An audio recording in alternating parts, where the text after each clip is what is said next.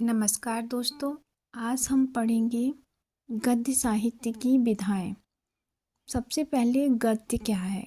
गद्य वाक्य बद्ध विचारात्मक रचना होती है जिसे मस्तिष्क की भाषा भी कहा जाता है। आधुनिक युग की सशक्त विधा के रूप में गद्य की प्रमुख एवं गौण विधाएं निम्नलिखित हैं। सबसे पहले पढ़ेंगे गद्य की प्रमुख विधाएं। गद्य की प्रमुख 6 विधाएं होती हैं।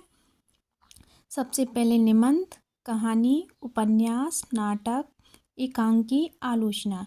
ये गद्य की प्रमुख 6 विधाएं हैं। इसके अतिरिक्त गद्य की गौण विधाएं भी हैं जिन्हें प्रकीर्ण विधाएं भी कहते हैं। इसमें है रेखाचित्र, संस्मरण, जीवनी, आत्मकथा, रिपोर्ताज, यात्रा वृतांत, पत्र साहित्य, डायरी लेखन, गद्य काव्य, भेंट वार्ता। अब गद्य की प्रमुख विधाओं को एक एक करके समझेंगे। सबसे पहले निबंध। निबंध गद्य लेखन की उत्कृष्ट विधा है। आचार्य रामचंद्र शुक्ल के अनुसार पद्य कवियों की कसौटी है तो गद्य निबंध क्षमा चाहती हूँ। आचार्य रामचंद्र शुक्ल के अनुसार पद्य कवियों की कसौटी है तो निबंध गद्य की कसौटी है। जिस तरह से कवि की पहचान या कवि की परीक्षा काव्य से ले सकते हैं, ठीक उसी तरह एक लेखक या गद्य की जो परखने की कसौटी है वो निबंध है। निबंध की परिभाषा। निबंध का अर्थ है सुसंगठित ढंग से विचारों एवं भावों को बांधना। बाबू गुलाब राय के शब्दों में निबंध उस गद्य रचना को कहते हैं जिसमें सीमित आकार के भीतर किसी विषय का वर्णन या प्रतिपादन एक निजीपन एवं छंद सजीवता संबंधता के साथ किया गया है। निबंध के प्रकार। सबसे पहले है निबंध के प्रकारों में वास्तविक निबंध, कथात्मक या विवरणात्मक निबंध, विचारात्मक निबंध, भावात्मक निबंध। इसके बाद निबंध का विकास क्रम। भारतेंदु युग में निबंध का विकास हुआ तो उसको भारतेंदु युग के नाम से जाना गया, जिसकी समय सीमा है 1850 से लेके 1900 तक।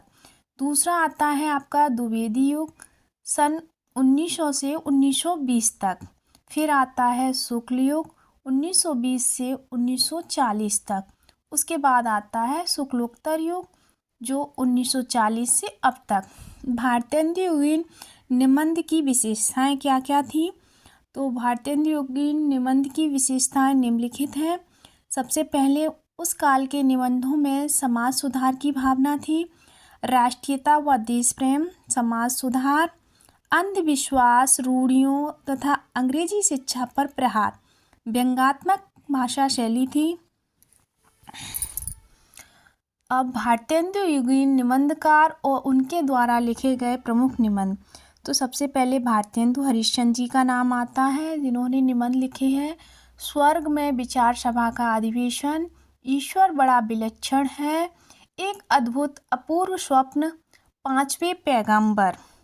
दूसरे नंबर पे आते हैं बालकृष्ण भट्ट, ये भी भारतेंदु युगीन निबंधकार हैं।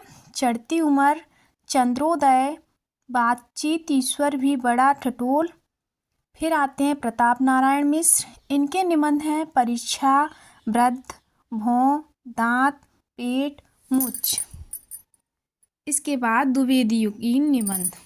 द्विवेदी युगीन निबंध की क्या क्या विशेषताएं थीं?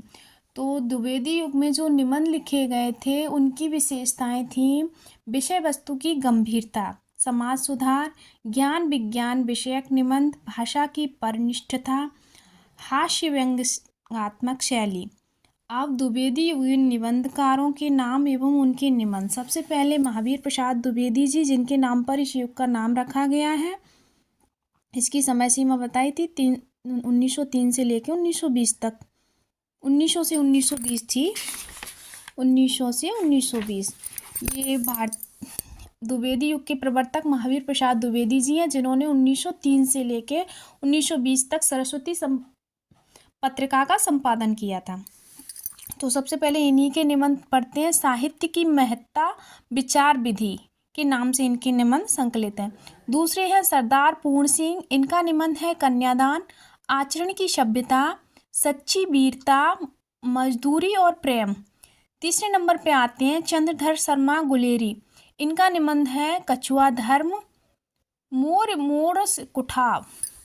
फिर तीसरे नंबर का निबंध युग आता है शुक्ल युग, इसके प्रवर्तक आचार्य रामचंद्र शुक्ल जी हैं। इन्होंने निबंध का स्वर्ण काल कहा जाता है, इस काल को निबंध का स्वर्ण काल कहा जाता है। अब इस काल की भी कुछ विशेषताएं रही हैं जो इस प्रकार हैं।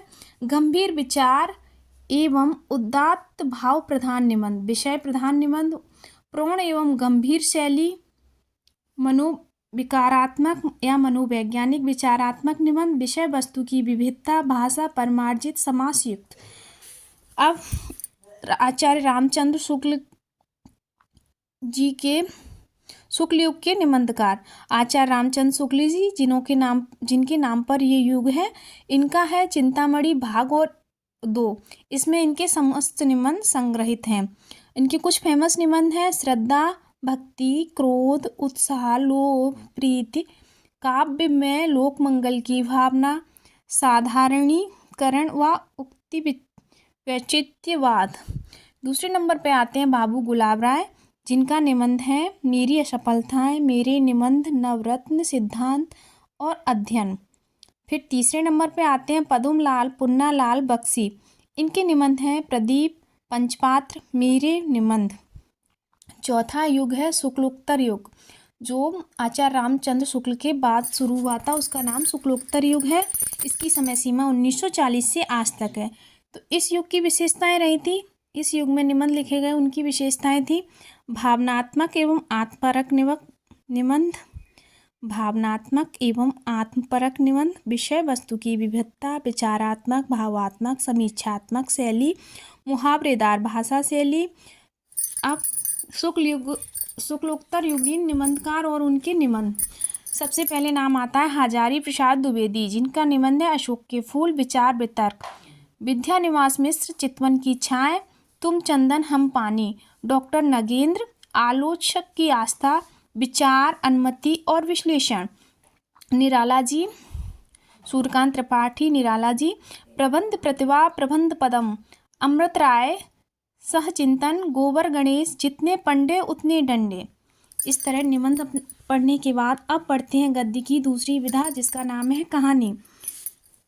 कहानी सामान्य अर्थ में कहानी मानव जीवन के किसी एक घटना या मनोभाव का रोचक या कौतूहलपूर्ण चित्रण है। मुंशी प्रेमचंद जी ने कहानी की एक परिभाषा दी है, गल्प कहानी एक ऐसी रचना है जिसमें जीवन के किसी एक अंग या मनोभाव को प्रदर्शित करना कहानी का उद्देश्य होता है। कहानी के तत्व हैं निम्नलिखित। सबसे पहले केंद्रीय भाव, फिर दूसरे नंबर पे कथा वस्तु, पात्र एवं चरित्र चित्रण, संवाद, कथोपकथन, देश काल या वातावरण, भाषा शैली। कहानी के प्रकार, शैली की दृष्टि से कहानी के प्रकार निम्नलिखित है। नंबर 1 ऐतिहासिक कहानी, नंबर 2 आत्मकथात्मक शैली, नंबर 3 संवादात्मक शैली, नंबर 4 पात्रात्मक शैली, नंबर 5 डायरी शैली। अब कहानी का विकास क्रम देखेंगे, कहानी को किन किन कालों में किस तरह से बांटा गया है। तो कहानी समझिए, कहानी 1900 से शुरू होता है, 1910 तक प्रयोग काल है जिसको प्रसाद युग कहा जाता है। 1910 से 1936 का विकास काल है जिसे पूर्वोत्तर या प्रेमचंद्र युग कहते हैं। 1936 से 1947 तक का विकास काल उत्तरार्ध है जिसे प्रेमचंद्रोत्तर युग कहते हैं। 1947 से लेके अब तक स्वतंत्रोत्तर काल है। हिंदी के प्रमुख कहानीकार और उनकी कहानियाँ, चंद्रधर शर्मा गुलेरी, इनकी कहानी है उसने कहा था, सुखमय जीवन, बुद्धू का कांटा। चंद्रधर शर्मा गुलेरी जी की उसने कहा था कहानी को हिंदी साहित्य की सर्वश्रेष्ठ कहानी कहा जाता है।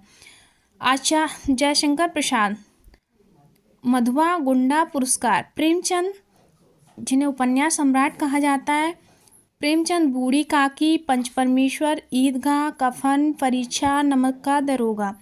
सुदर्शन सुदर्शन सुधा, पुष्पलता, हार की जीत। भगवती चरण वर्मा, दो बांके प्रायश्चित। कमलेश्वर, दिल्ली में एक मौत। देवा की माँ, नीली झील, मांस दरिया।